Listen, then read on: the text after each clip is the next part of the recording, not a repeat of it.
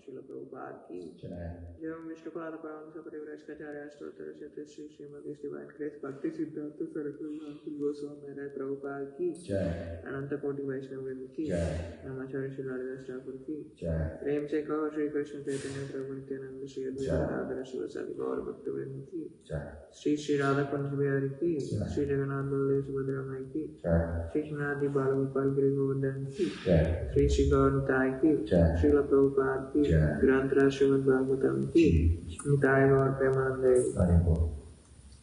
All Garishta Samudra All Garishta Samudra All Garishta Samudra All Garishta Lotus feet of Shri Guru and Gaur Hare Krishna, welcome to ISKCON Detroit Śrīmad-Bhāgavatam morning class.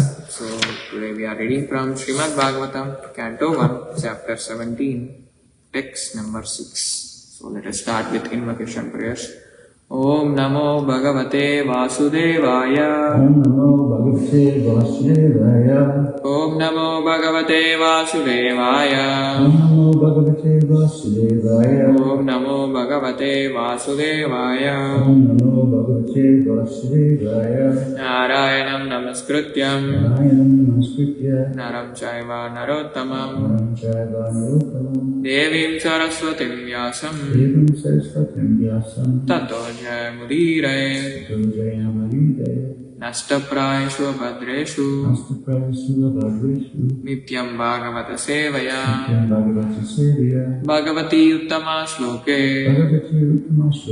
Bhaktir Bhavati Naistiti. Hare Krishna. Hare Krishna. Welcome to ISKCON Detroit Devasadan Mandir Śrīmad-Bhāgavatam morning class. So reading from Śrīmad-Bhāgavatam Canto 1 Chapter 17 text number 6. Chapter entitled Punishment and Reward of Kali.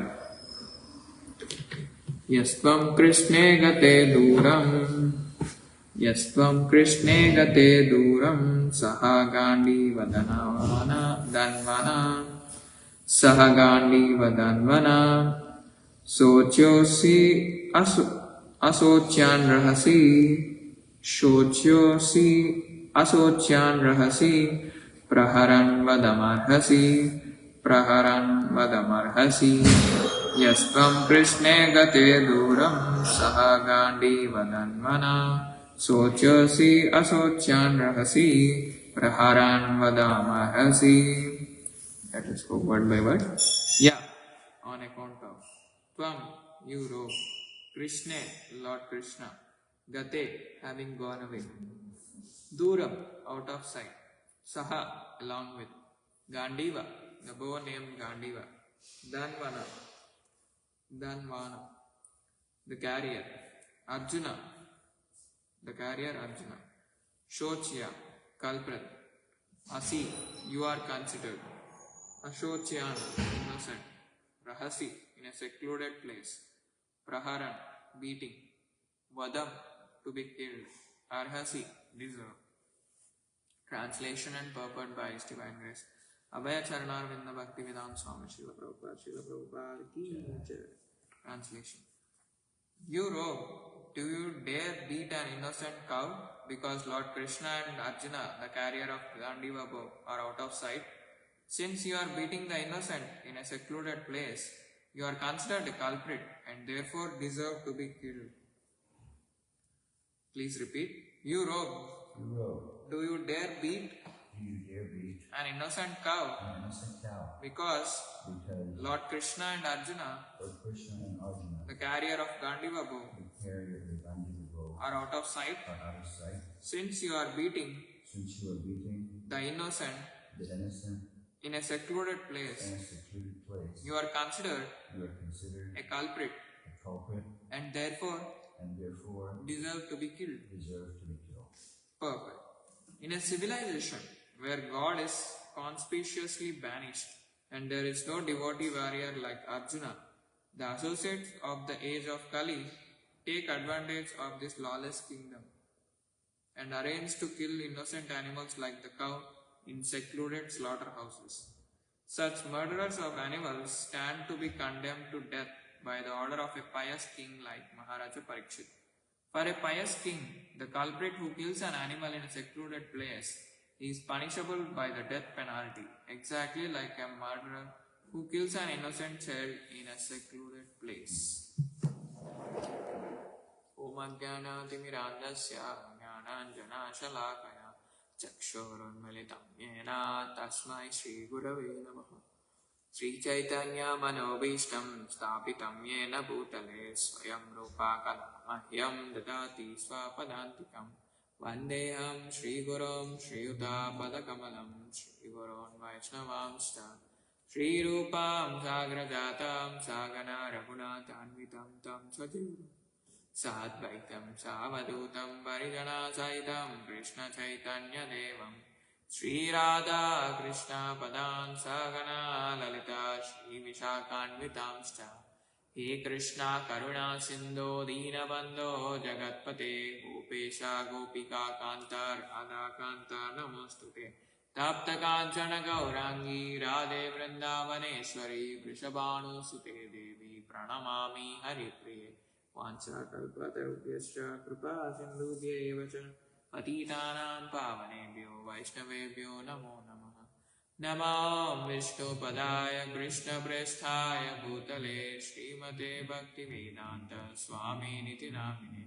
Namaste Saraswate Deve Gauravani Pracharine Nirvishesha Shunyavadi Paschatya Deshatarine Jai Shri Kṛṣṇa Caitanya Prabhu Nityananda Shri Advaita Gadadhara Śrīvāsadi Gaura Bhakta Vrinda Hare Krishna Krishna Krishna Hare Hare Hare Rama Rama Rama Hare Hare.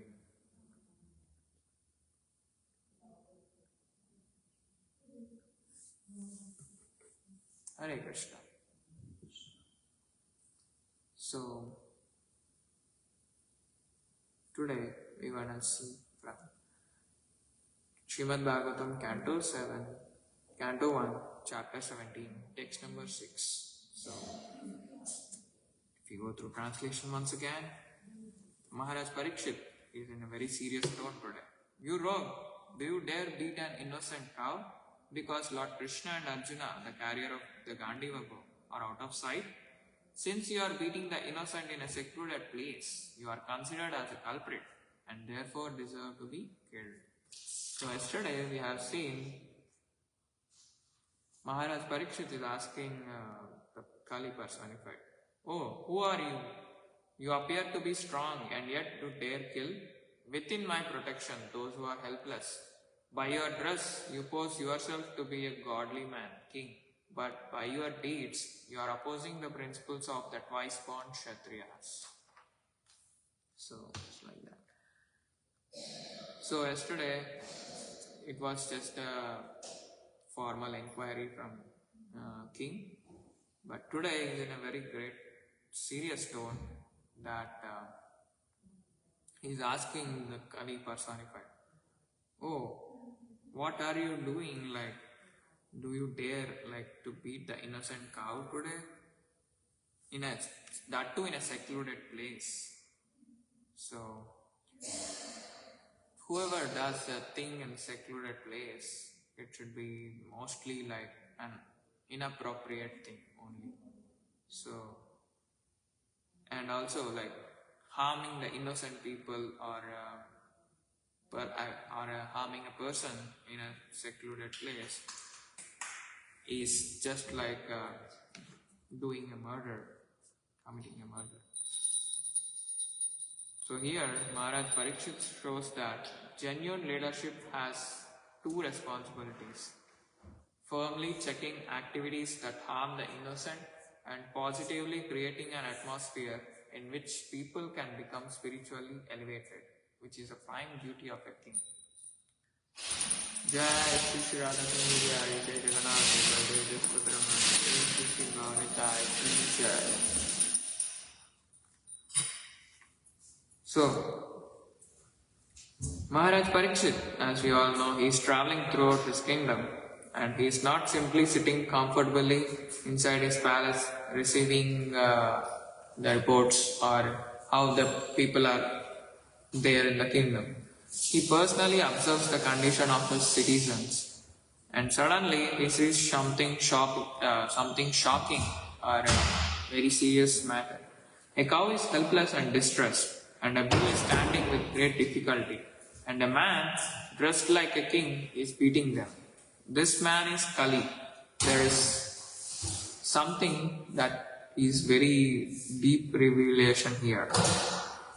Kali is dressed like a king, but he behaves exactly opposite to a king.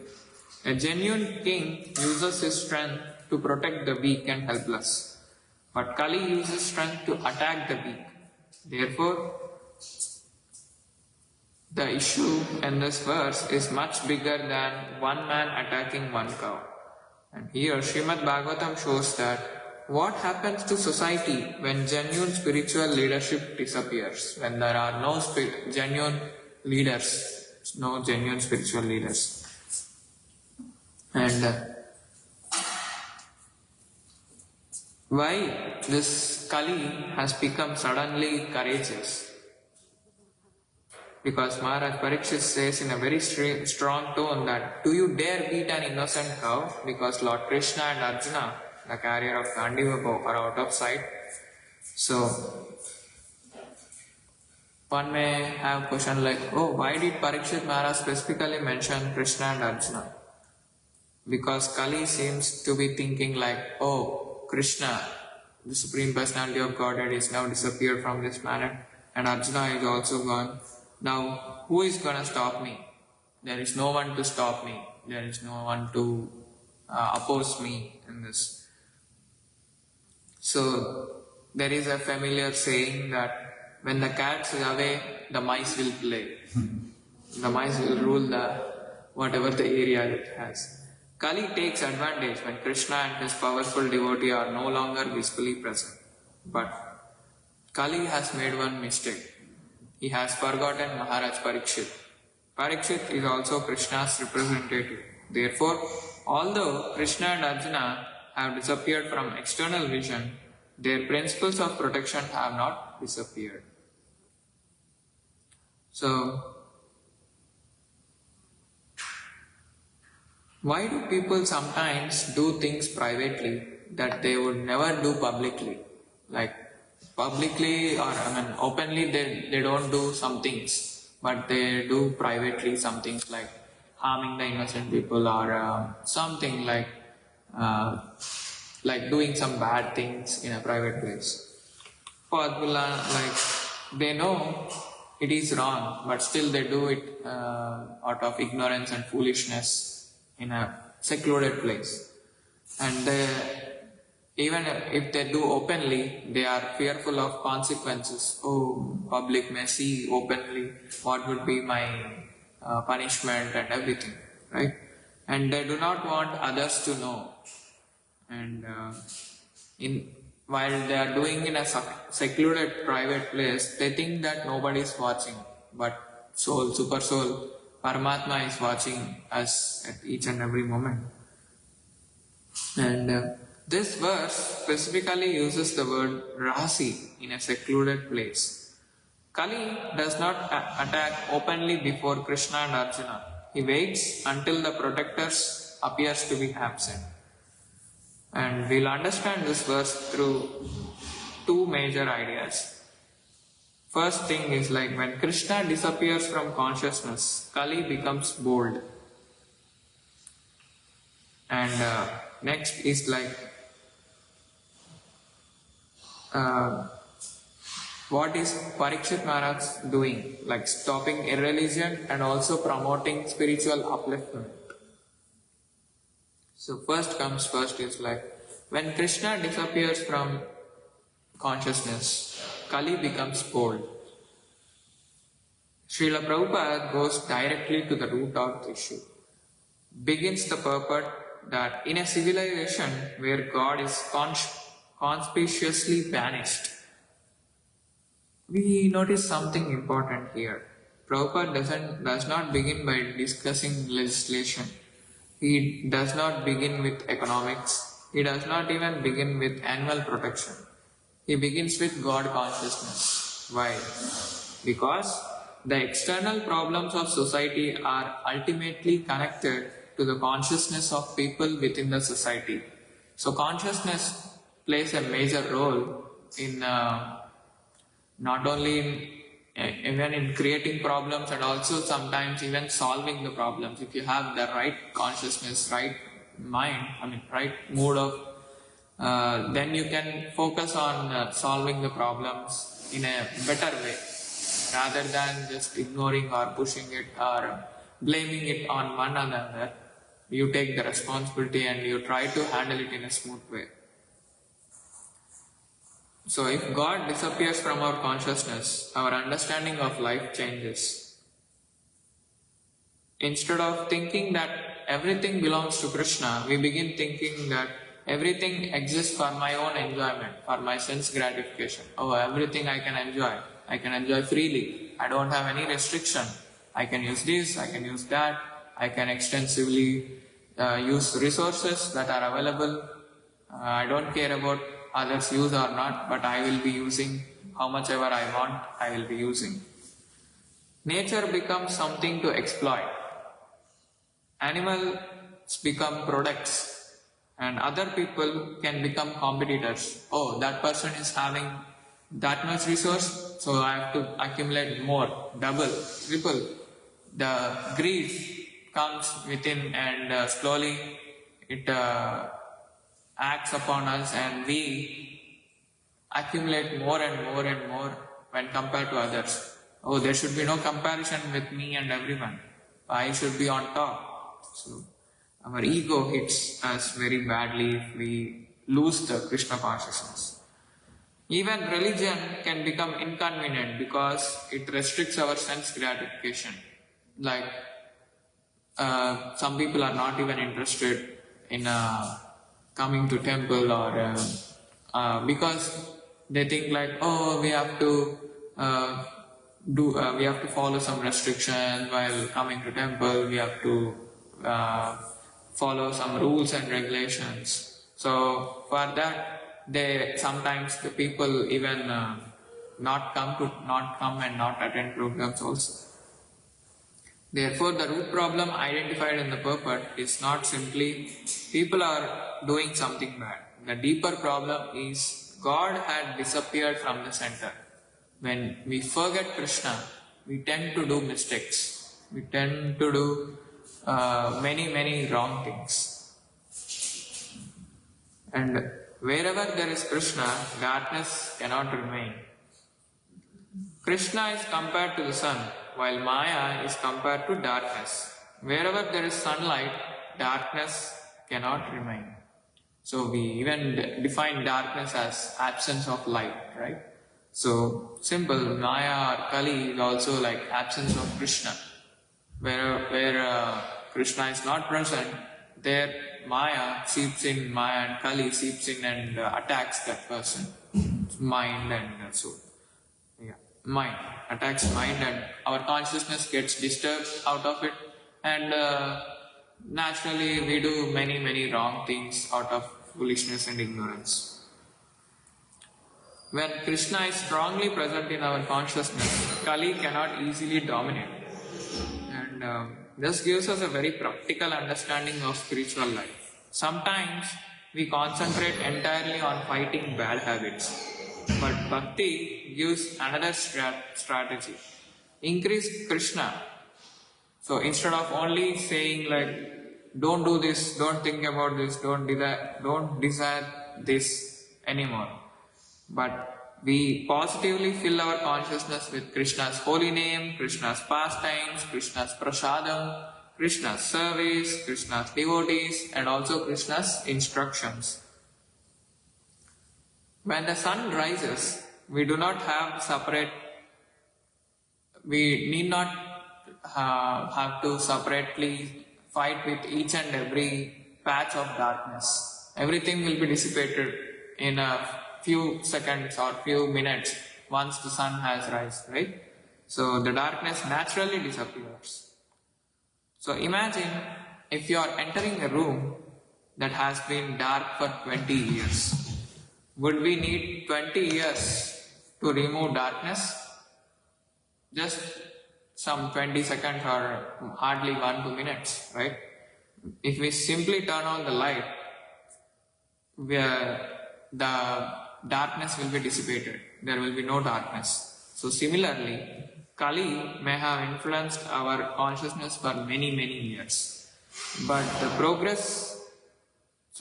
process given by Lord Chaitanya Mahaprabhu is simple and positive, that it brings Krishna into our consciousness. The more Krishna enters, the more Maya has to leave. We will be far from Maya. The more we attach to Krishna, the less we are attached to Maya. So, here, why is the cow being attacked? The cow, which gives us milk, from which so many preparations can be made, like cheese, butter, ghee, like clarified butter, and many more desserts and many more things. It just needs some water, some grass and some protection. Except these, nothing else it asks from us. Therefore, the cow represents an innocent living being who gives much while demanding very little.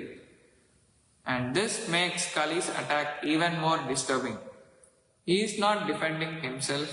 The cow has not attacked him. The Kali is attacking someone who is completely innocent, and they are completely dependent on either king or Supreme Personality of Godhead.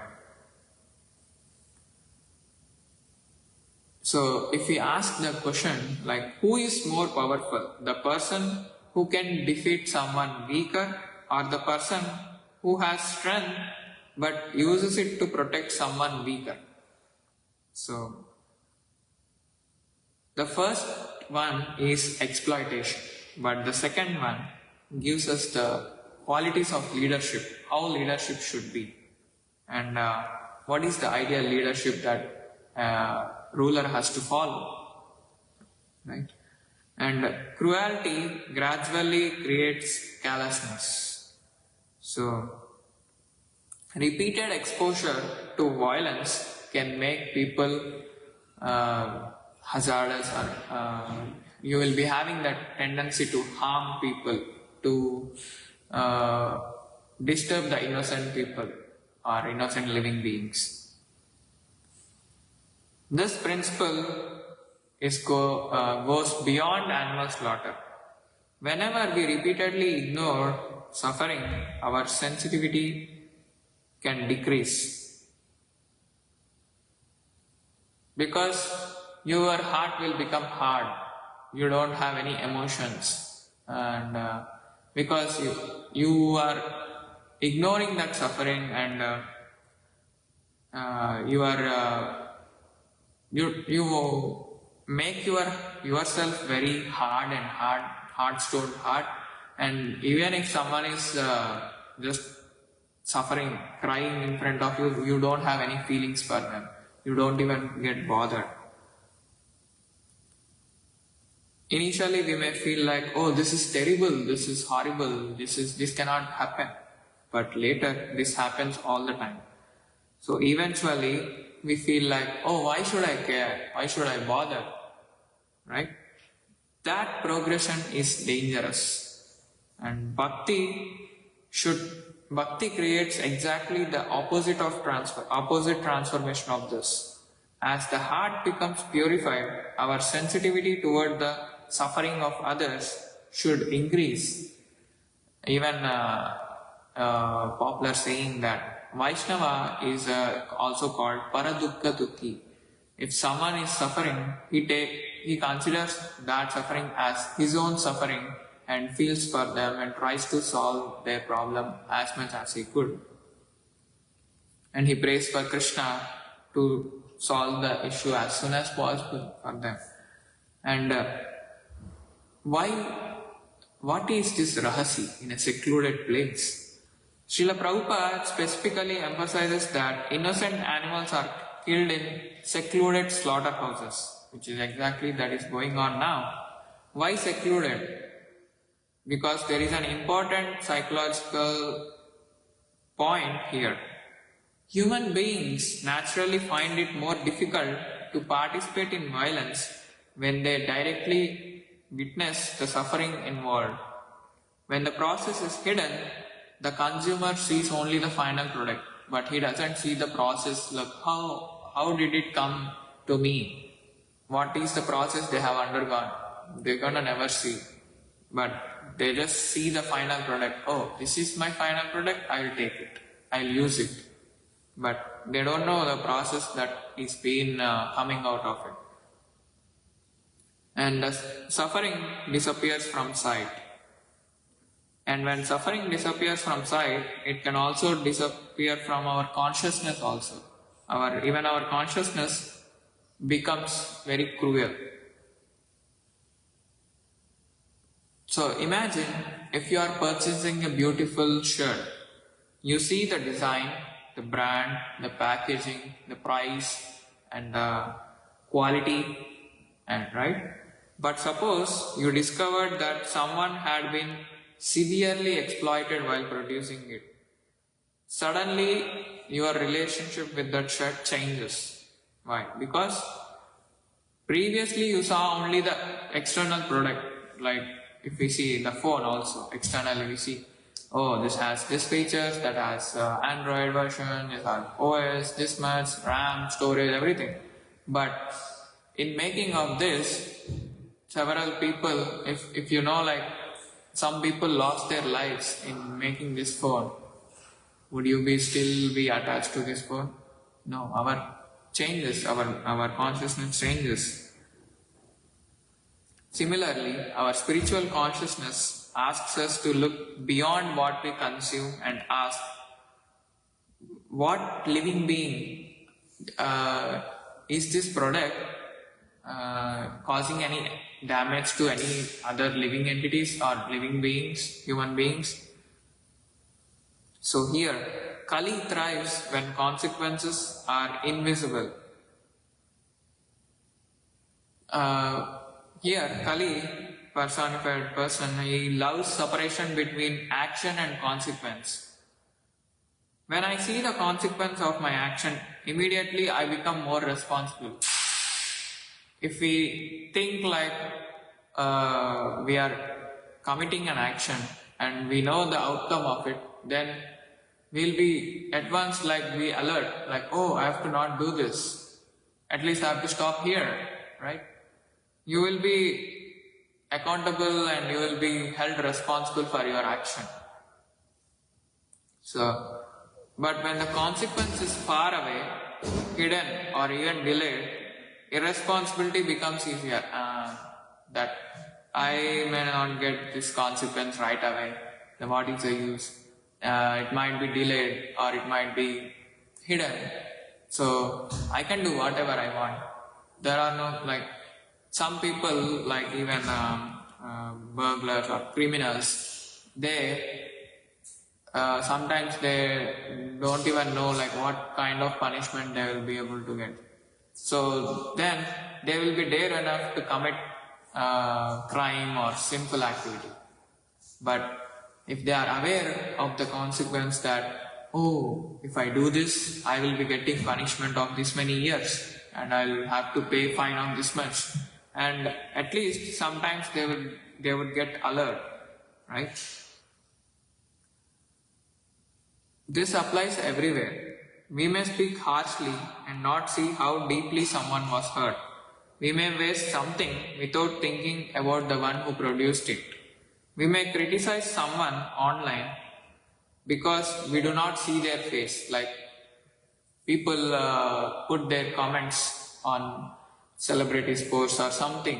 They react in a very harsh manner because that person who keeps the post, you may not be able to see who is this person, and this person may not know that person directly, but still he wanted to criticize, he wanted to blame.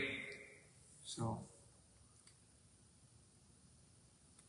therefore our spiritual life reconnects our actions with their consequences. We'll be able to realize that, okay, if we commit this today, we'll be held responsible for this action and I will be getting punishment, certainly this kind of punishment or something that Kṛṣṇa gives, right? Because we have committed that action and we are responsible for the consequence also. So one may think like, oh, why did here there was a mention of Kṛṣṇa and Arjuna? Because Kṛṣṇa, Supreme Personality of Godhead, gives us divine knowledge and Arjuna takes that knowledge and acts upon it. And this is the very essential and required combination. Divine guidance with courageous application. Without guidance, there won't be any meaning of courageous application. And without following, without courageous application, there won't be fulfillment of that guidance. People people, you may guide someone, but if they don't apply, what is the use of that guidance? They just hear, and they don't apply. So it will be halfway done, right? The other half has to be done. And someone, if you don't give guidance, and if they in a great tone, if they do something that is not correct, so there we lack the proper guidance. If we give proper guidance and if they apply properly, then the result will be successful and also fruitful, right? So, at the beginning of Bhagavad Gita, Arjuna has his Gandiva bow, but he puts it down. Why? Because he is confused about his duty. He is very reluctant to fight in the war. And after hearing Bhagavad Gita, his conclusion becomes, my illusion is gone. I will act according to Krishna's instruction. He will say to Krishna, Krishna, I will act according to your instruction only. Knowledge produces responsible action, and therefore a healthy spiritual society needs both Bhagavad Gita and also the warriorship like Gandiva bow. Not literally weapons, but spiritual knowledge combined with the courage to live according to it. Like we try to follow little by little from the scriptures, then our life will be in a very good shape and very peaceful manner. We can serve Krishna. And Parīkṣit's way of seeing this, like checking irreligion and also promoting spiritual upliftment. Here Parīkṣit Maharaj does not become a passive observer. When Parīkṣit Maharaj sees Kali attacking the cow, he does not merely feel bad, but he acts upon it. And Parīkṣit could give immediate justice because he personally caught the culprit committing the offense. Because he was not afraid to exercise his responsibility. Leadership means that when something clearly wrong is happening under our responsibility, we cannot simply say, oh, someone else should handle it. I will not handle it, but someone else will be responsible for that. Because you are already witnessing it directly, you take the responsibility of it. And if you have the authority, you can do the justice, proper justice to that person. And swift justice creates accountability. So, today's modern society contrasts with Parīkṣit Maharaj's administration with systems where today justice is becoming delayed or even sometimes like inaccessible also. But later, before, there was on-spot justice. If something happened on the sea, there itself, like there will be some verdict issued and the punishment or whatever, fine or something, it will be issued on the spot. Because when consequences become uncertain or endlessly delayed, wrongdoers can become fearless. Due to delay in justice and due to having a long wait for justice, people are like, oh, now they will not give straight away punishment. I'll be kept in prison and I'll be getting proper, with my influence, I can get some proper take care of me.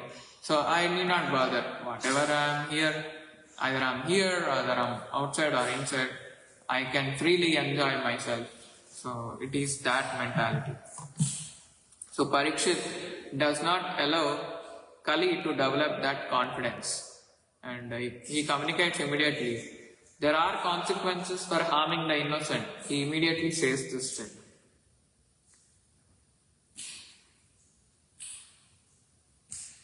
So, for our personal application, the lesson is not that individuals should take punishment into their own hands, but our application is to protect the innocent, maintain accountability, and use legitimate authority responsibly, and do not become indifferent to injustice. If we see an analogy of parent and a child, suppose a child deliberately hurts another child. A responsible parent does not say that, "Wonderful, express yourself." No, neither does the parent act out of hatred or irresponsibility. But the parent gives appropriate correction because he corrects that son who has who has caused harm to other child, and he tries to nurture that child properly so that he will not even harm his own child, but his own sibling, but any other people around him, any other students around him, right? So proper connection can therefore be another form of protection. If the mistake initially, if it is not corrected, then it would be growing at once. At one point of time, even if you want to correct, you are unable to correct it because it has grown in several extent. You are even unable to handle it properly, right? It protects both the victim from further harm and the wrongdoer from continuing harmful behavior. So both ways it gives the protection to the people. But Parīkṣit Maharaj did more than punishing criminals. Parīkṣit has a twofold strategy. First one is he strongly checked miscreants, and the second one is he actively promoted the spiritual upliftment of his citizens. Because laws alone cannot create good people. You can create more rules, more policy, and more cameras, more punishments, but unless people's consciousness changes, they will simply search for new opportunities to break rules. Even if you put hundreds of rules, the people will be searching is there any loophole, or is there some point that I can break this rule but escape from the law, right? Parīkṣit understood that if citizens become spiritually elevated, good behavior naturally follows. And we also see in Bhagavad Gita how a devotee will be having all the divine qualities, all the good qualities within himself, which automatically comes, Kṛṣṇa automatically showers upon us. So which is better, creating a society where everyone behaves because they fear punishment, or one where people behave properly because their character has changed? Obviously the second one is higher, because rules may control behavior, but spiritual education transforms the desire itself. The Śrīmad-Bhāgavatam's conception of leadership is therefore much deeper than merely collecting taxes or maintaining roads, maintaining economic growth or controlling crime. The king was also responsible for the spiritual welfare of citizens. He holds the responsibility of making everyone equal, spiritually conscious, everyone.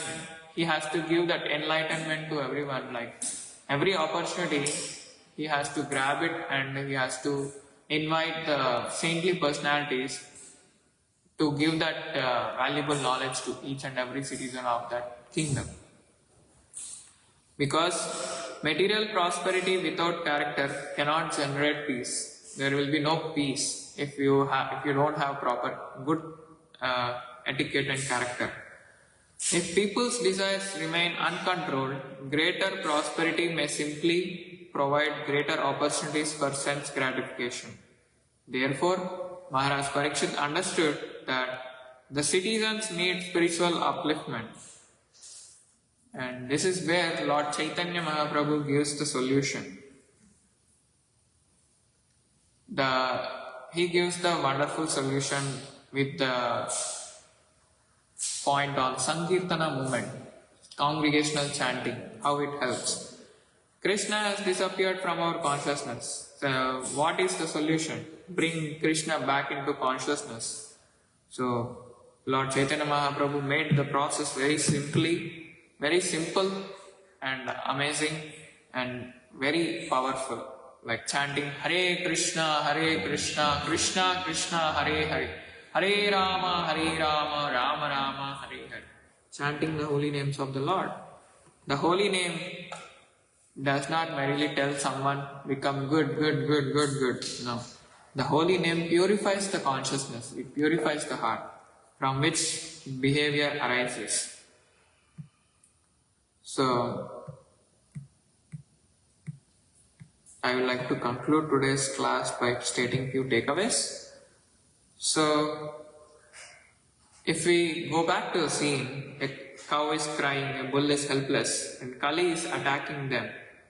Why has Kali become so courageous? Because he thinks that, oh, Krishna is gone, Arjuna is gone, nobody is there to stop me. But suddenly Mahārāja Parīkṣit arrives and the message becomes that no, Dharma still has a protector in the form of a devotee, Mahārāja Parīkṣit, saintly Rajarshi. He is king and he is also a saint, like he is a saintly king. This is why this verse is not simply about punishment, it is about responsibility, like how responsible you are in your actions. And two lessons from today are, Kali becomes strong wherever Krishna becomes absent. If you even forget Krishna for slightest amount of time in a day, then your mind will get the thoughts, everything related to material propensity, or you will be having that illusion. You will be in that illusion that, oh, I may commit mistakes, nothing will happen. That is our foolishness. That principle also applies individually. When Krishna disappears from my thoughts, decisions, family, priorities, Maya finds space and Maya seeps in. So instead of merely fighting with darkness, bring in the sun, bring Lord Krishna, Supreme Lord Krishna into your heart. And next is like, genuine leadership requires both protection and spiritual upliftment. We saw how he has checked to destroy what destroys Dharma and also promoting what develops Dharma. So when Krishna is forgotten, Kali becomes bold. Violence toward innocent makes our heartstone callous. Strength should protect but not exploit. Accountability is the most essential thing. Punishment alone cannot transform society. And saṅkīrtana is the positive answer to Kali. And it is the perfect answer in this age of Kali to fight with the Kali personified.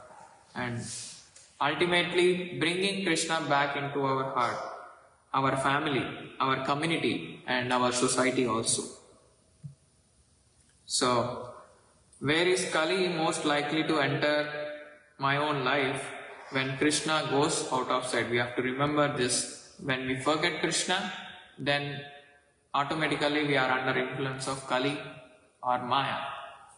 Right? So, Hare Krishna. I would like to conclude by this. If you have any questions, comments, realizations, and please forgive me if I misspoke anything. And yeah, this is very important lesson, that is like accountability and responsibility, how it matters for a king or even for us in our actions and in our day-to-day activities, how responsible we are. So, thank you. So, the ultimate solution is to make Krishna present in our lives. So, start chanting the Maha Mantra and you can start hearing about Krishna. You can even do some service to Krishna so that you will be constantly in remembrance of Krishna throughout the day, so that there will be less room for Maya to seep in. So, Grantra Śrīmad-Bhāgavatam ki jai. Śrīla Prabhupāda ki jai. Hare Krishna.